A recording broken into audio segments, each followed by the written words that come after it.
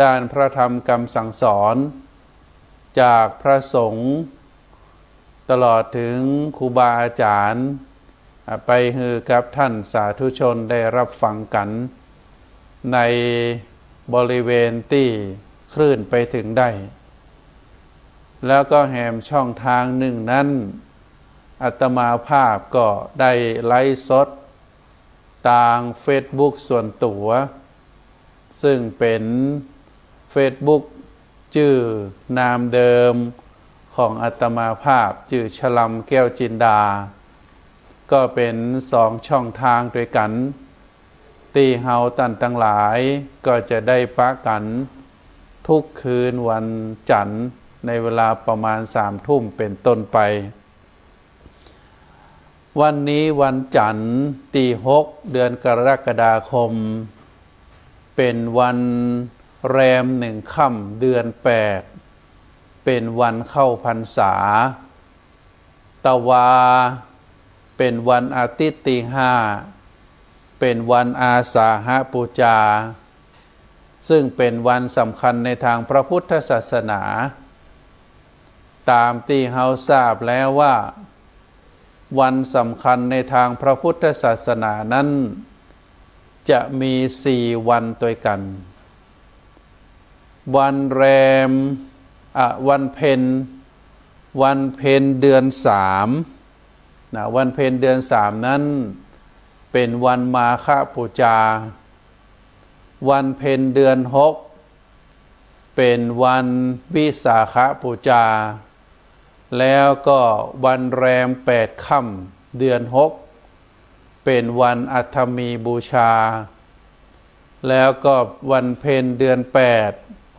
เป็นวันอาสาฬหบูชา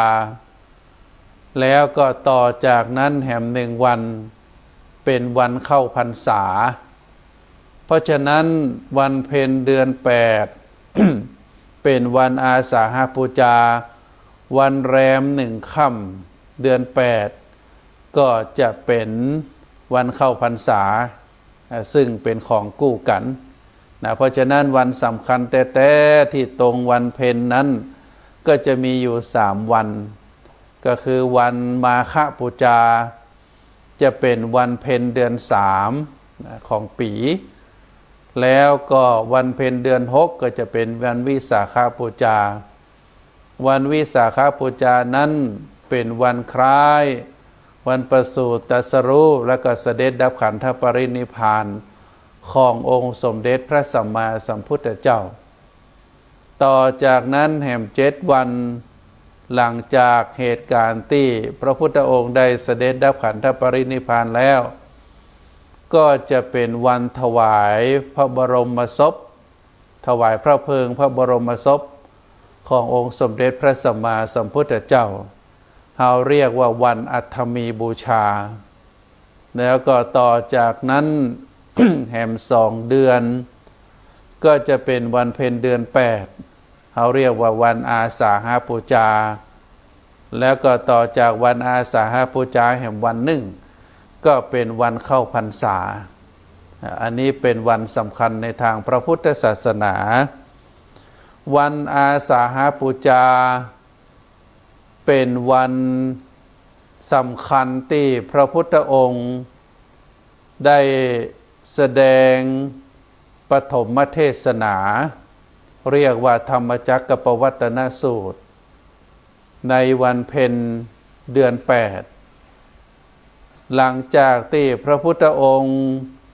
ได้ตรัสรู้แล้วในวันเพ็ญเดือน6ซึ่งเขาเรียกว่าวันวิสาขบูชา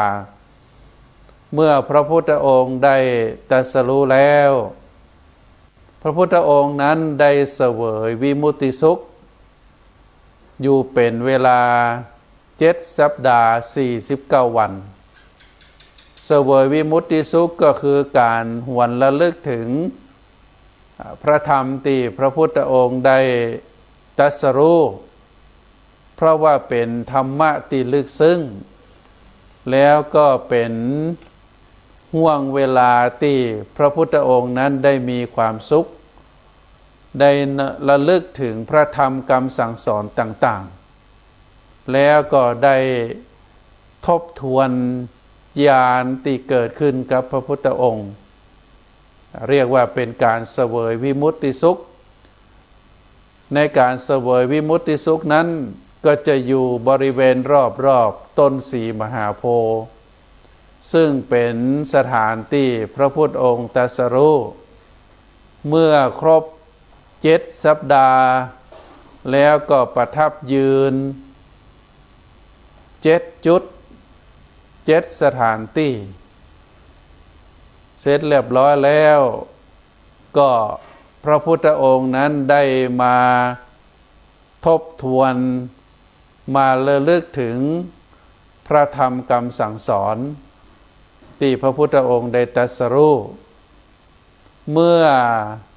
ได้น้อมรำลึกถึงแล้วหวนระลึกถึงแล้วก็มีความนักพระทัยว่าพระธรรมคำสั่งสอนที่พระพุทธองค์ได้ตรัสรู้นั้นเป็นธรรมะที่ลึกซึ้งยากที่มนุษย์จะเข้าใจได้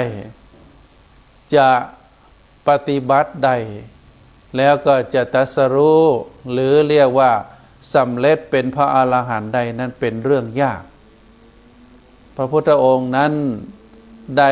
สะดุดอยู่ตรงนี้น้อยหนึ่งแต่ว่าหลังจากที่พระพุทธองค์ได้สะดุดอยู่หรือได้น้อมรำลึกถึงพระธรรมคำสั่งสอนนั้นบรรดาพระอินทร์หรือเทวดาผู้มีศักย์ใหญ่ไม่ว่าจะเป็นท้าวสักกะจะเป็นพระอินทร์แล้วก็เทวดาผู้ใหญ่ทั้งหลายได้ลงกราบได้ลงมาจากสวรรค์แล้วก็ได้กราบพระพุทธเจ้าบอกว่าได้กราบทูลว่าถ้าหากว่าพระพุทธองค์ได้ตรัสรู้ธรรมแล้วแต่ว่าบ่ได้เอาธรรมะเหล่านั้นไปเทศนาสั่งสอนให้สัตวโลกแล้วโลกนี้จะลุกเป็นไฟโลกนี้จะบ่มีความสุขจะบ่มีความสงบทุกคนทุกสัตว์สัตวโลกทุกหัวละแห่งเฝ้าการอุบัติขึ้นของพระพุทธเจ้าเพราะฉะนั้นขอพระองค์ได้โปรดแสดงธรรมเหล่านั้นชี้แนะชี้นำได้แสดงธรรมแก่สัตวโลกหมายถึงมวลมนุษย์ที่สามารถที่จะโปรดได้เมื่อเราเทวดาโดยมีพระอินทร์และก็พระพรหมได้มากราบทูลเป็นลักษณะแบบนั้นตอนสุดท้ายพระพุทธองค์ก็มีความคิดเกิดขึ้นว่าคนเฮาหมายถึงมนุษย์นั้นก็คงจะเหมือนกับดอกบัวสีเหล่าดอกบัวสีเหล่านั้นดอกบัวบางดอกก็ได้โผล่เหนือน้ำเมื่อได้รับแสงสว่างจากดวงอาทิตย์ก็จะเบ่งบานดอกบัวบางดอกก็เจริญเติบโตมาอยู่ปริมน้ำแหมสักวัน2 วันเมื่อพ้นจากน้ำแล้ว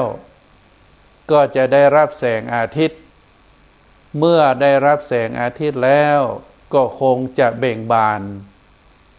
ดอกบัวแห่งประเภทหนึ่งเรียกว่าเป็นดอกบัวที่อยู่ใต้น้ำก็ใช้เวลาเป็นเวลาหลายวันแล้วก็เมื่อเจริญเติบโตอยู่ปริมน้ำแล้วก็อยู่เหนือน้ำได้รับแสงสว่างจากดวงอาทิตย์ก็จะเบ่งบานอันนี้เป็นประเภทที่3ดอกบัวประเภทที่3ดอกบัวประเภทที่4ก็คือดอกบัวที่กำลังงอกกำลังเงยอยู่ใต้น้ำอยู่โคน ในตรมก็ไม่แน่ใจเหมือนกันว่าดอกบัวดอกนั้นจะกลายเป็นอาหารของปลาและเต่าหรือเปล่าหรือบางทีถ้าหากว่ามีคลื่นมีลมมีพายุมีคลื่นทะเลมีคลื่นน้ำคลื่นพายุซัดมาบางทีดอกบัวดอกนั้นก็จะลุดหายไปพระพุทธองค์ได้น้อมรำลึกถึงดอกบัวสี่เหล่าก็ย้อนมาถึงเหล่ามนุษย์ทั้งหลายมนุษย์บางพวกที่มีกิเลสน้อยมีปัญญานักได้ฟังธรรมก็จะได้ดวงตาเห็นธรรมมนุษย์บางเหล่าอาจจะต้องต้องสอนหลายครั้งเรียกว่ามีปัญญานักแต่มีบุญบารมีน้อยมนุษย์บางเหล่าอาจจะต้องใช้เวลาหลายวันหลายเดือนหลายครั้งที่จะได้อบรมสั่งสอนแสดงธรรมเมื่อปัญญาแก่กล้าบารมีแก่กล้าบุญสมปานพร้อมก็สามารถที่จะได้ดวงตาเห็นธรรมมนุษย์บางเหล่าอาจจะบ่สามารถที่จะเข้าใจพระธรรมคำสั่งสอนเหล่านี้ได้ก็เพราะว่ามีปัญญาน้อยมีบุญบารมีน้อยมีกิเลสนักพระพุทธองค์ก็จึงได้ตระหนักถึงเรื่องประเภทของบุคคลประเภทที่หนึ่งนั้นเรียกว่าอุคติตัญญูเป็นคนที่มีปัญญานักเป็นคนมีบุญวาสนานักมีกิเลสน้อยประเภทนี้เมื่อได้ฟังพระธรรมคำสั่งสอนของพระพุทธองค์แล้วก็จะได้ดวงตาเห็นธรรมได้สำเร็จเป็นพระอรหันต์บางพวกบางหมู่อาจจะต้องใช้เวลา2-3 วันรอให้กิเลสหมดหายรอปัญญาบารมีเพิ่มขึ้นเราเรียกว่าวิปจิตัญญูแล้วก็ประเภทที่3คือประเภทนัยยะนี้ต้องใช้เวลาเมินเพราะว่าเป็นประเภทที่มีปัญญาระดับปานกลางมีกิเลสก็ยังปอหนาอยู่แต่ก็ต้องใช้เวลาใจในเวลาในการฝึกปฏิบัติในการฟังธรรมะคำสั่งสอนก็สามารถที่จะได้ดวงตาเห็นธรรมได้สำเร็จเป็นพระอรหันต์ได้ประเภทสุดท้ายเรียกว่าประเภทปทะปรมะก็เป็นบุคคลที่มีปัญญาน้อยมีบุญวาสนาน้อยแต่ว่าแล้วก็มีกิเลสนักตัวก็บางทีก็ถึงแม้ว่าจะเกิดร่วมสมัยในสมัยครั้งพุทธกาลแต่ก็บ่สามารถที่จะได้ดวงตาเห็นธรรมได้บ่สามารถที่จะได้สำเร็จเป็นพระอรหันต์ได้เมื่อพระพุทธองค์ได้ตระหนักได้คิดถึงลักษณะแบบนี้แล้วก็ได้ตั้งใจที่จะแสดงธรรมเพื่อแก่สัตวโลกพระพุทธองค์ได้น้อมรำลึกถึงอาจารย์ถึง2ก็คืออุทธกดาบสอาลาลดาบสแล้วก็อุทธกดาบสก็ปรากฏว่าอาราลดาบสได้สิ้นชีวิตไปในตวาแล้วก็อุทธกดาบสนั้นได้เสียชีวิตไปก่อนหน้านั้น7 วันก็จึงได้น้อมรำลึกถึงปัญจวัคคีย์ทั้ง5ที่ได้เคยปฏิบัติในขณะที่พระพุทธองค์นั้นได้บำเพ็ญทุกขกิริยาก็จึงได้ ค้นหาว่าคณะนี้ปัญจวัคคีย์นั้นอยู่ที่ไหนเมื่อพระพุทธองค์ได้ทราบโดยญาณพยานของพระองค์ว่าคณะนี้ปัญจวัคคีย์นั้นได้อยู่ที่ป่าอิสิปตนมฤคทายวันแขวงเมืองพาราณสีซึ่งห่างจากจุดต้นสีมหาโพธิ์ที่พระพุทธองค์ได้ตรัสรู้นั้นเป็นระยะทาง18 โยชน์18 โยชน์ก็ประมาณ200 กว่ากิโลพระพุทธองค์จึงได้เสด็จจากต้นสีมหาโพธิ์ไปยังป่าอิสิปตนมฤคทายวันพอไปถึงตรงนั้นแล้วก็ได้ไปหายังปัญจวัคคีย์ที่แรกปัญจวัคคีย์ก็ได้แสดงอาการกระด้างกระเดื่องเข้าใจว่าพระพุทธองค์นั้นหลังจากที่ได้เลิกการบำเพ็ญทุกขกิริยาแล้วก็ได้หันมาบริโภคอาหารก็เข้าใจว่าหันมาบริโภคอาหารแล้วก็คงจะเป็นการมากในกามคุณก็คงบ่สำเร็จเป็นพระอรหันต์บ่ได้เป็นพระพุทธเจ้าแต่พระพุทธองค์ก็ได้ตรัสหลายๆครั้งจนปัญจวัคคีย์หันมาเชื่อว่าโดยเฉพาะคำว่าตรัสรู้พระพุทธองค์ว่าตอนนี้เราได้ตรัสรู้เป็นพระพุทธเจ้าแล้วเราจะแสดงธรรมให้แก่เธอทั้งหลายกรรมว่าตรัสรู้นี้เราเคยอู้มาก่อนก็ปัญจวัคคีย์สะดุดตรงคำว่าตรัสรู้ก็จึงได้ตั้งใจฟังพระพุทธองค์นั้นได้แสดงพระธรรมเทศนากันแรกซึ่งเราเรียกว่าธรรมจักรปวัตตนสูตรก็เป็นการแสดงอันดับแรกนั้นในธรรมจักรปวัตตนสูตรนั้นพระพุทธองค์ได้แสดงหรือได้กล่าวถึงสิ่งที่บรรพชิตบ่ควรประพฤติข้อที่หนึ่งนั้นเราเรียกว่ากามาสุขันลิกานุโยคก็คือการประพฤติย่อหย่อนการมกมุ่นอยู่ในกามเหมือนกับคฤหัสถ์วิสัยพระพุทธองค์บอกว่าอันนั้นบ่ใช่แนวทางการปฏิบัติของบรรพชิตประการที่สองอัตตกิลมัฏฐานุโยคก็คือการทรมานร่างกายเหมือนกับพระพุทธองค์ได้ทรงบำเพ็ญทุกขกิริยามาเป็นเวลาถึง6 ปีพระพุทธองค์บอกว่าแนวทางนั้นบรรพชิตบ่ควรจะทำแต่ว่าพระพุทธองค์ได้เน้นย้ำเรื่องอริยมรรคมีองค์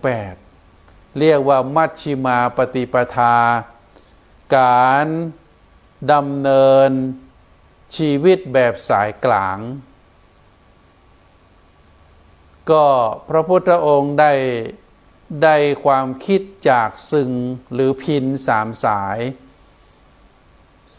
พินนั้นถ้าสายพินตึงเกินไปเวลาดีดเสียงก็บ่เพราะสายพินนั้นอาจจะขาดได้ถ้าสายพินหย่อนยานเกินไปดีดได้แต่เสียงบ่เพราะสายพินถ้าหากว่าปรับให้พอดีเสียงพินนั้นก็จะเพราะอันนี้คือความคิดการเปรียบเทียบได้เกิดขึ้นกับพระพุทธองค์เพราะฉะนั้นการดำรงชีวิตหรือการปฏิบัติพระพุทธองค์สนับสนุนเรื่องการบำเพ็ญเพียรทางจิตโดยการใช้อริยมรรคมีองค์8เรียกว่ามัชฌิมาปฏิปทาซึ่งพระพุทธองค์ได้ตรัสสอนในธรรมจักรปวัตตนสูตรในเรื่องที่1เรื่องที่2ก็คือได้เทศนาสั่งสอนเรื่องอริยสัจ 4 อริยสัจสี่ก็คือทุกข์สมุทัยนิโรธมรรคเป็นข้อเท็จจริงเรียกว่าอริยสัจข้อจริงสี่ประการทุกข์สมุทัยนิโรธมรรค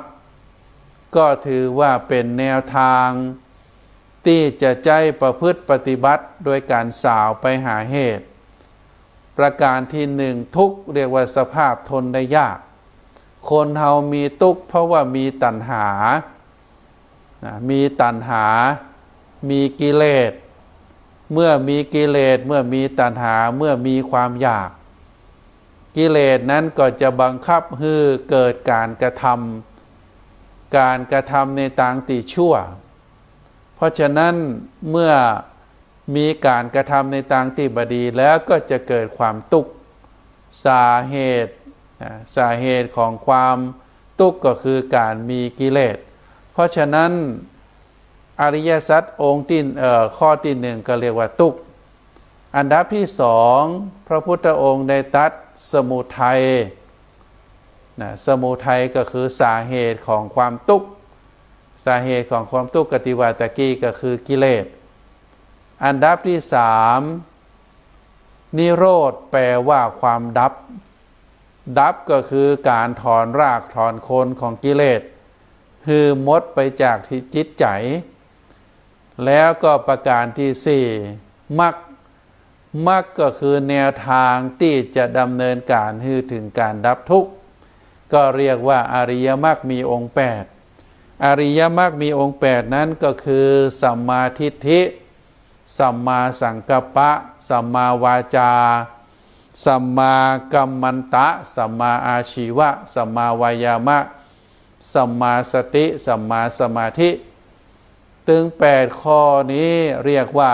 อริยมรรคมีองค์8เพราะฉะนั้นเราจะหันว่าตราสัญลักษณ์ของธรรมจักรก็คือจะเป็นวงล้อที่มีซี่อยู่8ซี่อยู่8ซี่นั้นซี่ของล้อนั้นก็หมายถึงธรรมะถึง8ข้อเรียกว่าอริยมรรคมีองค์8อันนี้เป็นธรรมะที่พระพุทธเจ้าได้ตรัสคือแก่ปัญจวัคคีย์ในวันอาสาฬหบูชาในวันนั้นโกณทัญญะซึ่งเป็นปัญจวัคคีย์คนที่หนึ่งปัญจวัคคีย์ที่มีอายุพรรษานักได้ดวงตาหันธรรมได้รู้ได้เข้าใจในเนื้อหาธรรมะที่พระพุทธองค์ได้ตรัสก็ทำให้พระพุทธองค์ได้เปล่งวาจาว่าอัญญาสิวัตโพโกณทัญโยอัญญาสิวัตโพโกณทัญโยแปลว่าโกณทัญญะได้รู้แล้วหนอโกณทัญญะได้เข้าใจแล้วหนอในธรรมะที่พระพุทธองค์ได้เทศน์แล้วก็ได้ดวงตาหันธรรมก็ถือว่าเป็นสักขีพยานเป็นสักขีพยานในเนื้อหาธรรมะที่พระพุทธองค์ได้ตรัสเรียกว่าได้เทศน์กันแรกโกณทัญญะได้ดวงตาหันธรรมโกณทัญญะได้เข้าใจเพราะฉะนั้นถือว่าเป็นสิ่งที่พระพุทธองค์มีความภาคภูมิใจมีความดีใจว่าธรรมะที่พระพุทธองค์ได้ตรัสรู้มานั้นเมื่อได้สอนให้คนทั้งหลายแล้วอย่างน้อย5 คนนี้ก็มี1 คนที่ได้ดวงตาหันธรรมเป็นสักขีพยานว่าธรรมะของพระพุทธองค์นั้นสั่งสอนได้ธรรมะของพระพุทธองค์นั้นสามารถที่จะให้คนทั้งหลายหมดกิเลสได้นะอันนี้ก็ถือว่าเป็นวันที่มีพระสงฆ์เกิดขึ้นเมื่อโกณทัญญพราหมณ์ได้ดวงตาหันธรรมแล้วก็ได้ขอบวชพระพุทธองค์ก็ได้อุปสมบทให้เรียกว่าอุปสมบทแบบเอหิภิกขุอุปสัมปทาเกิดพระสงฆ์รูปแรกเกิดขึ้นในโลกเพราะฉะนั้นถือว่าวันอาสาฬหบูชานั้นเป็นวันที่พระพุทธเจ้าได้แสดงพระธรรมเทศนากันแรกแล้วก็ ได้เป็นวันที่มีพระสงฆ์รูปแรกเกิดขึ้นในโลกต่อจากนั้นก็จะเป็นเมื่อพระสงฆ์เกิดขึ้นแล้วก็ถือว่าพระรัตนตรัยเจ้าสามประการครบองค์ก็คือพระพุทธพระธรรมพระสงฆ์อันนี้ถือว่าเป็นวันสำคัญในทางพระพุทธศาสนาก็คือวันอาสาฬหบูชาท่านสาธุชนพุทธบริษัททั้งหลายในวันนี้เป็นวันแรม1 ค่ำเดือน8เขาถือว่าเป็นวันเข้าพรรษาก็มีคำถามว่าคำว่าเข้าพรรษานั้นหมายถึงอะไรยังก็จะได้เจริญพรให้ศรัทธาญาติโยมได้ทราบว่าวันเข้าพรรษานั้นเป็นวันที่พระพุทธองค์ได้ทรงบัญญัติให้เหล่าภิกษุทั้งหลายตลอดถึงภิกษุณีแล้วก็สามเณรสามเณรีที่เข้ามาบวชอยู่ในพระพุทธศาสนาเขาจะหันว่าพระพุทธองค์นั้นตลอดพระชนชีพของพระองค์ในฐานะที่เป็นพระศาสดาประกาศพระศาสนาตลอดระยะเวลาที่มีพระชนอยู่45 พรรษานั้นพุทธกิจในแต่ละวันพระพุทธองค์นั้นก็จะปฏิบัติหน้าที่ในฐานะที่ความเป็นพระพุทธเจ้าตื่นเจ้าขึ้นมาพุทธกิจอันแรกก็คือออกรับบิณฑบาต ออกรับบิณฑบาตเพื่อที่จะโปรดให้คนทั้งหลายได้ทำบุญกับพระพุทธองค์ เมื่อพระพุทธองค์ได้เสด็จไปกรุงกบิลพัสดุครั้งแรกเมื่อไปถึงแล้วพระญาติทั้งหลายก็ได้เฝ้าแล้วก็ปรากฏว่าพระเจ้าสุโธทนะตลอดถึงเสนาอามาตย์ราชนิกุลทั้งหลายลืมอาราธนานิมนต์พระพุทธเจ้า ไปฉันภัตตาหารเจ้าที่ในพระราชวังเมื่อพระพุทธเจ้าพร้อมโดยพระภิกษุสงฆ์ตื่นเจ้าขึ้นมาก็ได้เสด็จออกไปบิณฑบาตเจ้าเมืองเจ้าบ้านเมื่อหันพระพุทธเจ้าเดินถือบาตรพร้อมกับพระภิกษุก็ได้ใส่บาตรกันพระนางยโสธราหรือพิมพาได้ทอดพระเนตรหันก็ได้ไปกราบทูลพระเจ้าสุโธทนะว่าเจ้าชายสิทธัตถะหรือพระศาสดานั้นได้ไปเดินถนนแล้วก็ไปขอเข้าเจ้าบ้านพระเจ้าสุโธทนะตกใจก็ได้เสด็จออกจากพระราชวังติดตามไปหาพระพุทธเจ้าเสด็จไปหาที่พระพุทธเจ้าแล้วก็บอกว่าขอให้ลูกได้ไปเสวยหรือไปฉันอาหารที่ในพระราชวังอย่าได้ประพฤติอย่างอี้พระพุทธเจ้าบอกว่าขอพระราชบิดาได้โปรดเข้าใจว่าการบิณฑบาตนั้นเป็นธรรมเนียมของพระพุทธเจ้าทุกพระองค์เพราะฉะนั้นก็ขอให้พระเจ้าสุโธทนะนั้นได้เข้าใจว่าตอนนี้เจ้าชายสิทธัตถะได้บวชได้สำเร็จเป็นพระอรหันต์ได้เป็นพระบรมศาสดาเอกของโลกการประพฤติการปฏิบัติการออกรับบิณฑบาตเป็นธรรมเนียมของพระพุทธเจ้าก็เมื่อพระเจ้าสุโธทนะได้ทราบจากนั้นก็บ่ได้ห้ามอย่างแต่ก็ได้กราบอาราธนานิมนต์พระพุทธเจ้าพร้อมกับพระสงฆ์ไปฉันภัตตาหารในพระราชวัง ซึ่งพระพุทธองค์ก็บอกว่าขอเป็นวันพรุ่งนี้วันนี้ขอออกรับบิณฑบาตโปรดสัตวโลกก่อนอันนี้คือที่มาที่ไปพุทธกิจของพระพุทธเจ้าอันหนึ่งก็คือตื่นเจ้าขึ้นมาแล้วก็จะต้องออกรับอาหารบิณฑบาตโปรดสัตวโลกพุทธกิจอันที่สองในเวลาบ่ายพระพุทธองค์นั้นจะเทศนาสั่งสอนโปรดญาติโยม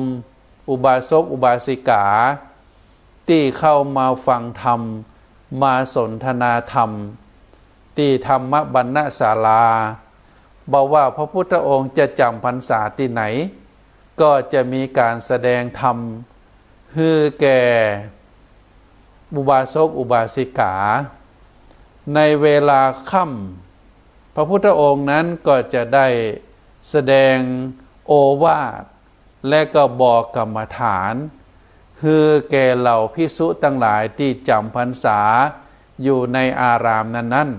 ๆพุทธกิจข้อที่สี่ในเวลาเที่ยงคืนก็จะตอบปัญหาฮือแก่เหล่าเทวดาแล้วก็พุทธกิจข้อที่ห้าในเวลาใกล้รุ่งพระพุทธองค์จะแผ่ข่ายคือพยานแผ่ข่ายคือพยานออกไปถ้ามีผู้หนึ่งผู้ใดได้มาปรากฏในข่ายคือพยานของพระองค์พระพุทธองค์ก็จะได้เสด็จไปโปรดคือกับบุคคลนั้นอย่างอี้เป็นต้นตลอดวันแบบนี้ก็คือเป็นพุทธกิจที่พระพุทธองค์ได้ทรงบำเพ็ญมาโดยตลอดก็เมื่อพระพุทธองค์ได้ทุ่มเทพระวรกายประกาศเทศนาสั่งสอนธรรมของพระพุทธองค์ฮือแก่สัตวโลกอันได้แก่อุปสรรคต่าง